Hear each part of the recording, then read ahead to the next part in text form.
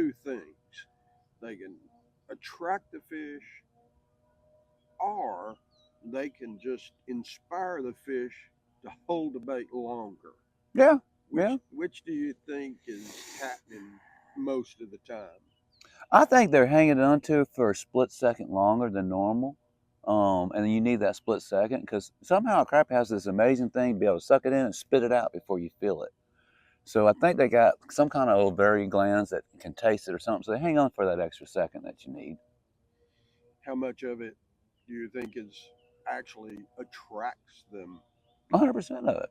I think scent actually works. I mean, it creates a scent trail in the water. You know, they feel it, they can taste it as they're moving through the water. Scent works. It just works. I've proven it time and time again. I got to outfish anybody with scent. Tell me about physiology. Are they smelling it with their nose or their lateral line? The lateral line they'll feel. With I don't know about their noses. I think it's more of a taste factor. I don't know exactly. I'm not a biologist, and I'm not going to claim to be, but I feel like they when they bring that water in, they can taste or whatever's in that water. I think they for that means if that makes sense. I mean that's how I feel.